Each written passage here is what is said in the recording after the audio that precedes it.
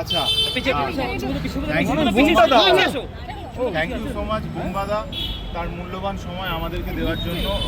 মানে আর্টিস্ট ফোরামে গেছি এবং আমাদের যেটা উদ্দেশ্য ছিল যে আমাদের যে টেকনিশিয়ান দাদারা ভাইরা রয়েছে, বোনেরা রয়েছে, দিদিরা রয়েছে, তাদেরকে ডিরেক্ট কথা বলানো, তো সেটা হয়েছে। তো আমার মনে হয় বুম্বাদা যেরকম গার্ডিয়ানের মতো সবসময় আমাদের মাথায় ছাতা ধরে, তো নিশ্চয়ই একটা সদুত্তর আমরা পেয়ে যাবো। Once again thank you so much বুম্বাদা, thank you so much artist forum. আমি ভাবতে পারিনি যে আমাদের উদ্দেশ্য ছিল আমাদের টেকনিশিয়ান দাদাদের সঙ্গে ওনাদের বসানোর, বিশেষ করে বুম্বাদাকে বসানো। তো বুম্বাদার সঙ্গে কথা বলছেন তারা এখনও, বুম্বাদার সঙ্গে কথা বলে তারাও আশ্বস্ত হয়েছে কিছুটা, একটা নিশ্চয়ই সমাধান হবে খুব তাড়াতাড়ি, আমরা আশ্বস্ত হয়েছি। এবং আমি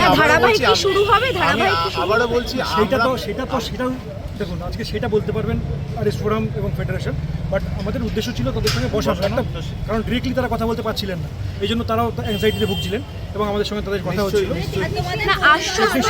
আমাদের আশ্বস্তটা কি হলো না, মানে যে কাজ হারা বিষয়টা, সেই বিষয়টা সব ব্যাপারটা এইটা না, আমার মনে হয় নিশ্চয়ই একটা সমাধান সূত্র বেরোবে।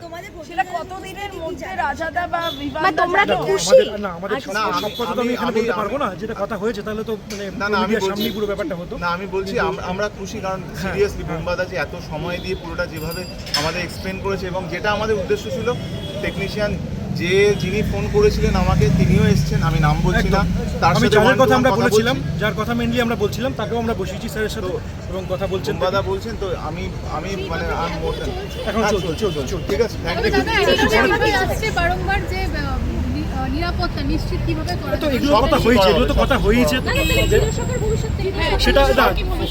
সেটা সব জানতে পারবেন নিশ্চয়, সময় আসলে নিশ্চয়ই একদিনে কোনো কিছু হয় না।